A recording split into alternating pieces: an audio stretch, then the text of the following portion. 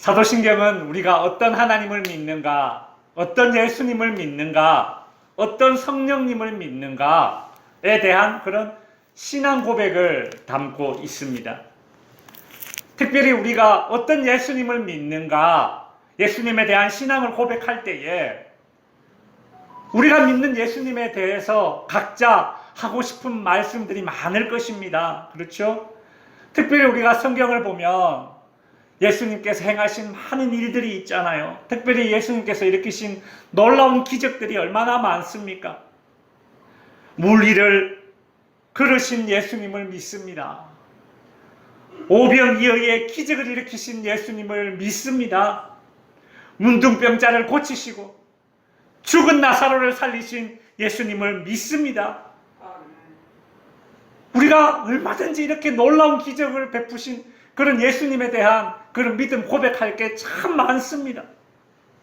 근데 오늘 사도신경에 보면 이런 내용으로 우리의 신앙 고백을 하면 참 좋을 것 같은데, 오늘 사도신경에는 사람들이 놀랄 만한 그런 기적을 일으키신 예수님에 대한 언급이 나오지 않습니다.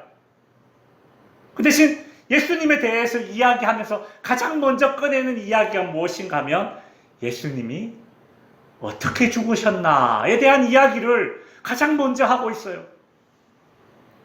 왜 사도신경은 우리로 하여금 나는 이런 위대한 기적을 일으키신 예수님을 믿습니다 라고 신앙 고백하는 것이 아니라 나는 이렇게 죽으신 예수님을 믿습니다 라는 그런 신앙 고백을 하도록 할까요? 왜 사도신경은 놀라우신 예수님에 대한 고백이 많은데 그것이 아니라 어떻게 죽었나, 예수님이 어떻게 죽었나에 대한 이야기를 우리로 하여금 그것을 신앙으로 고백하게 만들까? 그 이유는 예수님이 하신 많은 일들, 예수님이 일으키신 기적들 중에 유대인을 초월해서 전 인류에게 영향을 끼치고 또 시대를 초월해서 전 시대 사람들에게 영향을 끼치는 사건은 바로 예수님의 죽음 사건이기 때문입니다. 여러분, 예수님이 일으키신 오병이어의 기적도 참 놀랍고 위대하지만 여러분, 그때 오병이어의 그 기적을 보고 그 보리떡 물고기를 먹은 사람 어떻게 됐습니까? 다 죽었습니다. 5,000명, 7,000명 되는 사람이 예수님이 일으키신 기적을 보고 그 기적의 수혜자들이었지만 예수님이 십자가에 못 박힐 때 그들은 다 어디에 있었습니까? 죽은 나사로를 살리신 기적도 놀랍고 위대하지만 그 나사로도 이후에 다시 병들거나 혹은 늙어서 반드시 죽었을 것입니다.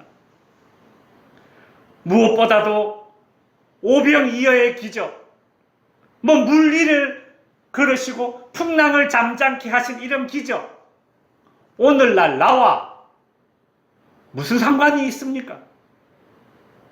2000년 전에 저기 유대 땅에서 유대인들 앞에서 일으키신 기적이 오늘 2024년 한국 땅에 살고 있는 나에게 어떤 영향을 끼쳤냐는 말이죠.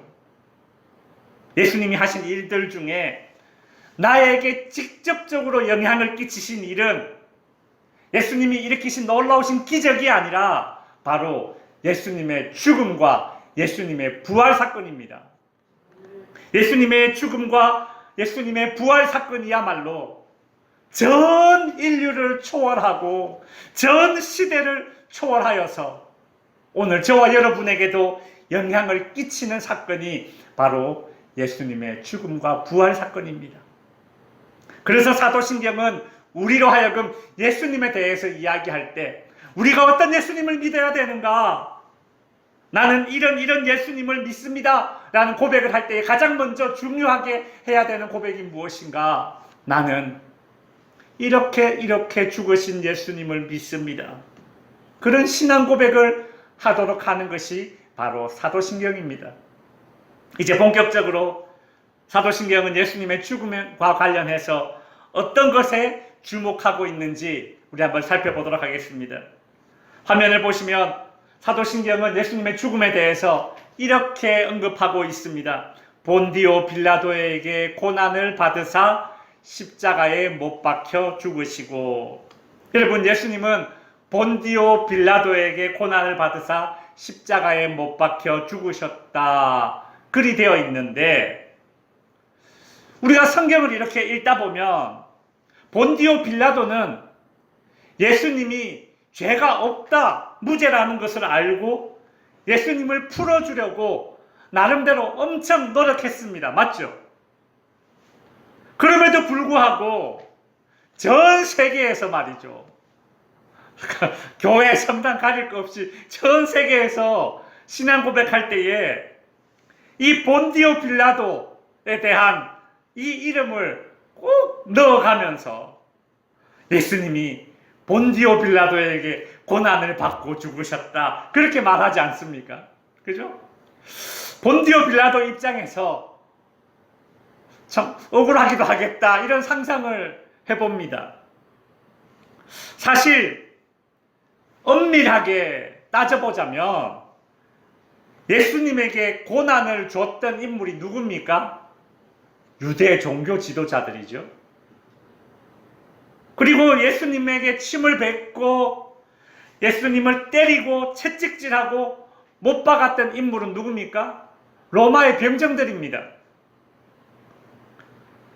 그런데 왜 사도신경에서는 예수님이 본디오 빌라도에게 고난을 받았다, 그리 말할까요? 이거 안 궁금하십니까? 우리가 늘 그렇게 외치잖아요. 본디오 빌라도에게 고난을 받았다. 근데 정작 본디오 빌라도는 예수님의 손에 못 하나 안 박았지 않습니까? 자기는 한 게 없어요. 그렇잖아요? 따지고 보면 그렇잖아요. 그죠? 근데 왜 이런 고백을 하게 되었을까? 이제 학자들은 이야기하기를 이 본디오 빌라도에게 고난을 받으사라는 이 말을 번역을 좀 잘못했다, 이제 이렇게 이야기를 해요. 그러면서 본디오 빌라도에게 고난을 받으사라는 이 말을 이렇게 좀 풀어서 번역을 해야 된다, 그렇게 이야기하면서 본디오 빌라도 치하에 고난을 받으사, 이렇게 좀 더 풀어서 우리가 번역해야 된다, 이렇게 말하고 있습니다. 여러분, 이 차이를 알겠습니까? 본디오 빌라도에게 고난을 받은 것과 본디오 빌라도 치하에 예수님이 고난을 받은 것은 약간 분명히 다른 것입니다. 뉘앙스가 좀 달라요. 그러니까 예수님이 본디오 빌라도 치하에 고난을 받았다라는 말은 예수님에 대한 재판 자체가 빌라도의 책임 아래에 진행되었다라는 어떤 그런 의미가 담겨져 있습니다. 근데 왜 초대교회에서는 이 신앙 고백을 할 때에 왜 본디오 빌라도라는 이름을 꼭 이렇게 넣었을까? 그 이유는 예수님의 십자가 죽음이 역사적인 사실이라는 것을 후대 사람들이 알도록 하기 위해서 일부러 본디오 빌라도의 총독의 이름을 넣은 것입니다.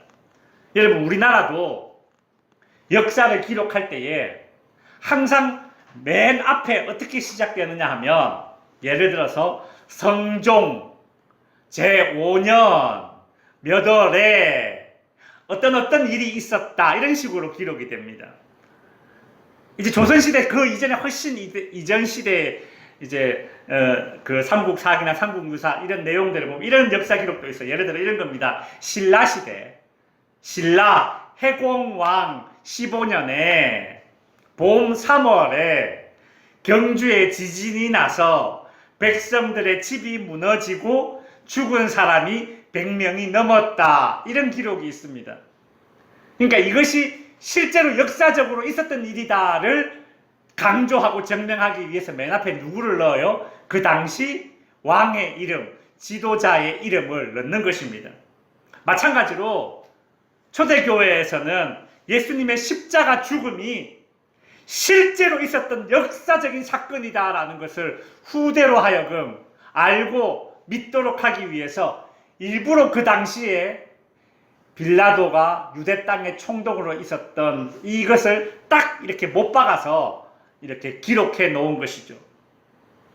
여러분, 사도신경은 예수님이 본디오 빌라도가 유대 총독으로 있던 시대에 고난을 당했다, 그렇게 기록하고 있습니다. 본디오 빌라도는 AD 26년부터 36년까지 10년 동안 유대 지방의 총독이었습니다.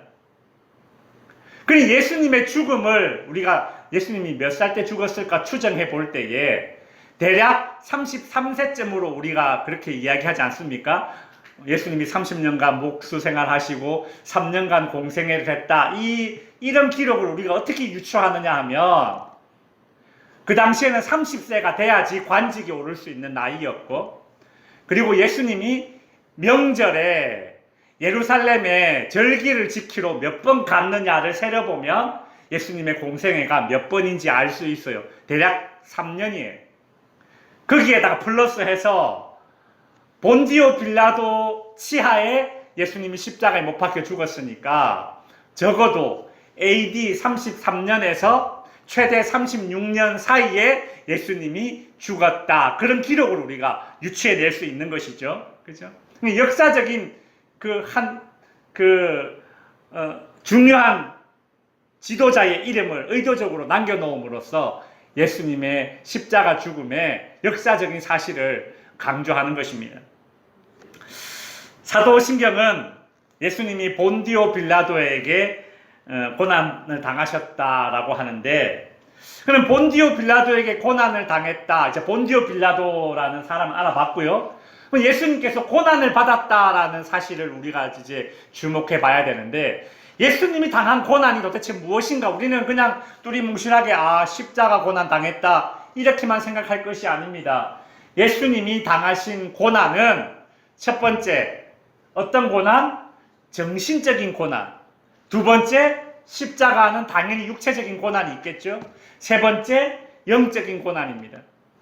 여러분, 정신적인 고난, 육체적인 고난, 영적인 고난, 이 세 가지는 인간이 당할 수 있는 고난의 모든 영역입니다. 그러니까 이 모든 영역을 하나로 합치면 뭐가 되느냐? 예수님의 십자가가 되는 거예요.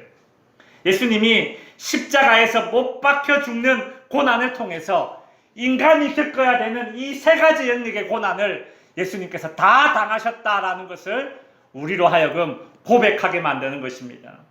그런데 여러분, 예수님이 당하신 고난 우리가 생각하면 당연히 육체적인 고난만 생각하는데 아닙니다. 여러분, 우리가 고난주간을 이렇게 묵상해보면, 고난주간 한 주간을 예수님의 행적을 묵상해보면 예수님께서 당하신 그 고난이 그 십자가에 죽기 전까지 그 정신적인 고난이 참 엄청났음을 알 수 있죠. 그죠? 아니, 딱 고난주간 넘어서서 예수님의 공생의 3년을 돌아보면 예수님께서 얼마나 많은 유대인들에게 모함과 협박을 받았는지 알 수 있습니다. 여러분, 예수님이 십자가에 못 박히시기 전에 그 제자들에게 배신당했던 그 정신적인 고난을 한번 생각해 보십시오. 예수님이 겟세마네 동산에서 체포당하실 때에 제자들이 다 도망쳤습니다. 예수님 버리고.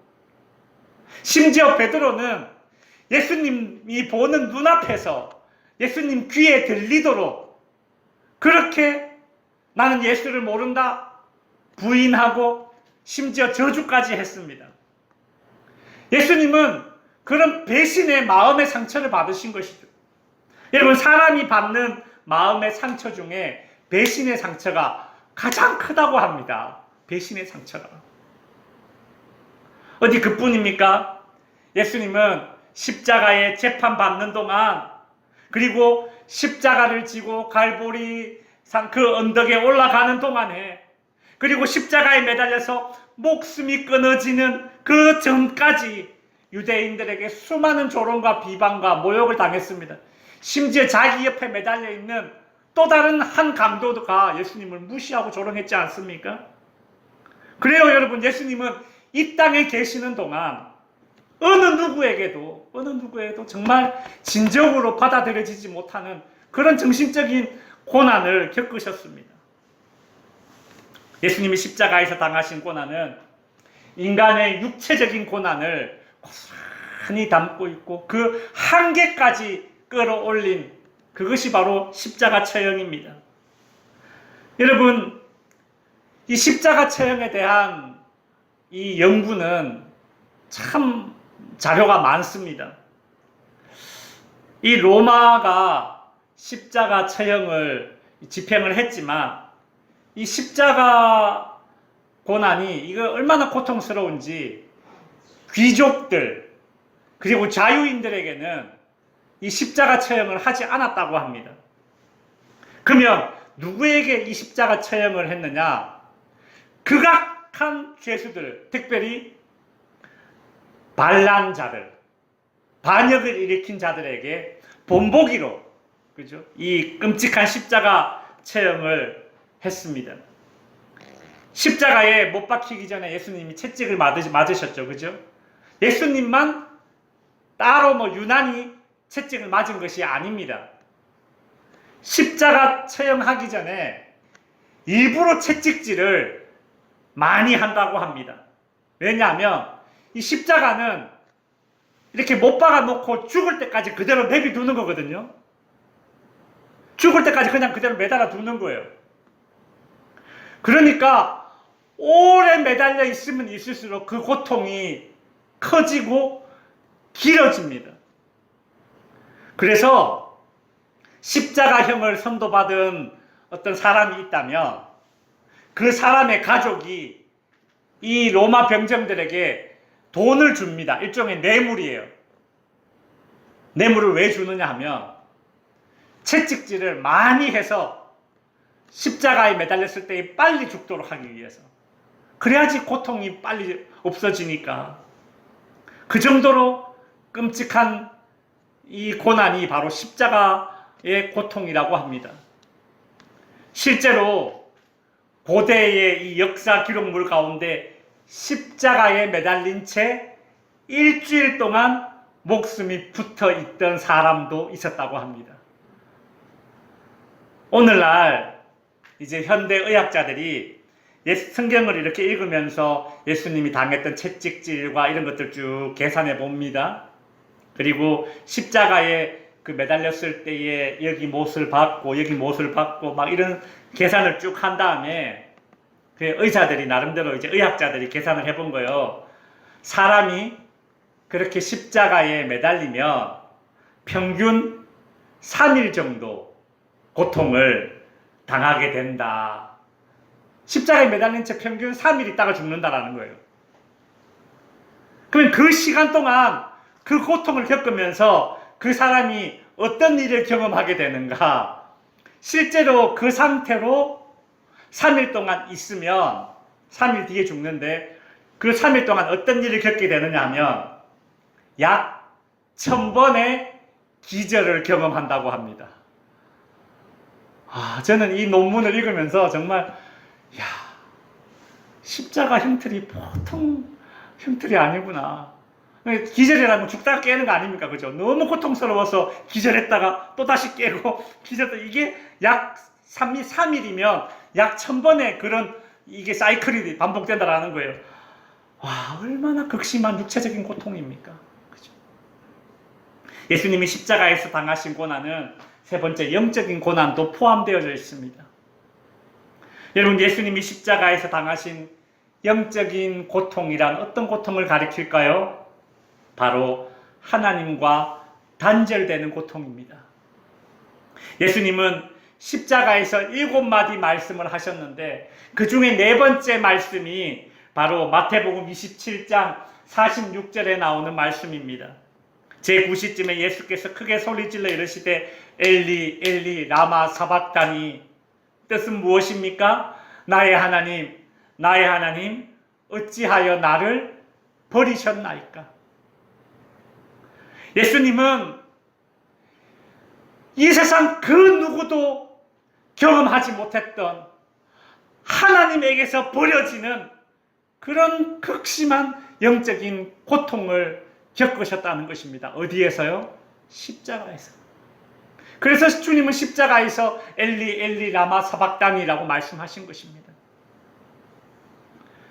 이 고통이 너무나 끔찍한 고통이기 때문에 하나님과 단절되는 고통, 인간이 겪는 모든 고통의 그 궁극적인 원인이 되는 하나님과 단절되는 고통, 영적인 고난. 그래서 우리 주님은 겟세마네 동산에서 기도하실 때에 아버지, 할 수만 있거든 이 잔을 내게서 옮겨주시옵소서, 그렇게 기도하셨던 것이죠. 여러분, 예수님께서 이렇게나 큰 정신적, 육체적, 영적인 고난이 하나로 압축되어 있는 이 십자가에서 죽으셨습니다. 근데 왜 하필 이렇게 지독한 십자가 처형입니까? 그냥 사도 바울은 단두대에서 칼로 그냥 단칼에 목이 잘려서 죽었는데, 그런 죽음도 있는데 왜 예수님은 하필 십자가 처형을 당해야만 하셨을까? 두 가지 이유가 있습니다. 첫 번째는 제가 아까 말씀드렸는데, 십자가는 어떤 죄인들에게 집행하는 사형법이라고요? 반역죄, 반란죄. 근데 여러분, 예수님이 반역죄, 반란죄를 지었습니까? 안 지었습니다. 근데 왜 예수님이 반역죄, 반란죄를 지은 사람에게 그 집행하는 왜 십자가에 매달려 죽었을까요? 예수님의 죽음은 저와 여러분을 대신한 죽음입니다.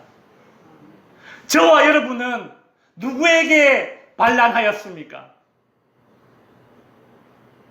우리가 로마에 반란했습니까? 저와 여러분은 하나님께 반란하였습니다. 하나님께. 죄의 본질이 무엇입니까? 죄의 본질이 무엇입니까? 하나님께 대한 반역이 죄의 본질입니다. 반역죄는 끔찍한 처벌을 당해야만 했습니다. 저와 여러분의 죄가 하나님에 대한 반역죄이기 때문에 예수님은 저와 여러분의 반역죄를 대신해서 반역죄가 없으신 예수님이 십자가에 대신 돌아가신 것입니다. 이것이 우리 예수님이 십자가에 달려 돌아가신 첫 번째 이유요. 두 번째 이유는 저와 여러분을 대신해서 우리 주님이 저주를 받기 위해서입니다. 오늘 우리가 성경을 읽었습니다. 갈라디아서 3장 13절에 보면 그리스도께서 우리를 위하여 저주를 받은 바 되사, 저주를 받은 바 되사. 신명기 21장 23절에 보면 나무에 달린 자마다 하나님께 저주를 받은 자니라 라는 그런 율법의 말씀이 나오는데, 예수님께서 이것을 이루기 위해서 죄 때문에 저와 여러분이 하나님께 저주를 받아야 되는데, 그 저주를 누가 대신 받았다? 우리 예수님이 십자가에서 우리 대신 저주를 받으셨다. 이제 말씀을 마칩니다. 여러분, 사도신경에는 딱 2명의 사람의 이름이 나옵니다. 딱 2명. 한 명은 마리아. 또 다른 한 명은 오늘 우리가 살펴본 본디오 빌라도. 사도신경은 이 2명의 이름을 이렇게 보기 좋게 나란히 연속해서 딱 이렇게 보여주고 있어요. 한번 보시면 우리가 사도신경 이렇게 외우잖아요. 이는 성령으로 잉태하사 동정녀 마리아에게 뭐 하시고? 나시고. 그 다음 바로 누구 이름이 나와요? 본디오 빌라도에게 고난을 받으사 십자가에 못 박혀 죽으시고. 여러분, 이 2명의 이름 잘 보십시오. 마리아에게 뭐 하시고? 나시고는 태어났다라는 말 아니에요. 생명입니다. 마리아는 생명과 연관되어진 이름으로 나오고, 본디오 빌라도에게 어떻게 돼요? 죽으시고. 사망과 연관된 이름이 누구예요? 본디오 빌라도예요. 사도신경에 딱 두 명의 이름의 사람의 이름이 나오는데 이 두 명의 이름이 너무 극과 극으로 대조되게 이렇게 사도신경에 딱 보란 듯이 이렇게 나오고 있습니다. 너무 대조되죠. 여러분, 마리아는 하나님께 순종함으로 인간의 이름 중에서 가장 영광스러운 이름으로 후대에도 우리가 이렇게 기억하고 있습니다. 그렇죠? 그래서 여러분, 마리아 생명. 여러분, 그래서 외국 나가면 마리아라는 이름을 가진 여자들이 얼마나 많습니까? 그죠? 영광된 이름이니까, 좋은 이름이니까. 반면 본디오 빌라도는 어떻습니까? 예수님을 십자가에 못 박게 허락함으로 인간의 이름 중에서 가장 부끄러운 이름, 추한 이름으로 후대에 기억되고 있습니다. 여러분, 누가 아들을 낳았는데 본디오 빌라도라고 짓는 사람이 있겠습니까? 없죠. 없죠. 지금도 저기 이탈리아에 가면 본디오 빌라도의 후손이 분명히 살고 있을 것인데, 그죠? 로마 사람이니까. 지금도 이탈리아에 가면 본디오 빌라도의 후손들이 분명히 이탈리아 어느 한 지역에 살고 있을 것인데, 그들은 우리 조상이 본디오 빌라도야 그렇게 따뜻하게 말할 수 있겠습니까? 말 못할 것 같아요. 그죠? 성도 여러분, 저와 여러분은 사도신경을 외울 때마다 특별히 성령으로 잉태하사 동정녀 마리아에게 나시고 본디오 빌라도에게 고난을 받으사 십자가에 못 박혀 죽으시고 이렇게 외울 때마다 나는 어느 쪽에 서 있는가? 나는 어느 편에 서 있는가? 순종의 편에 서 있는가? 진리의 편에 서 있는가? 아니면 진리와 어긋난 세상의 길에 서 있는가를 마음속 깊이 뒤돌아보고 그렇게 묵상하는 가운데 이 사도신경의 고백을 할 수 있는 그런 저와 여러분이 될 수 있기를 바랍니다. 기도하겠습니다. 하늘의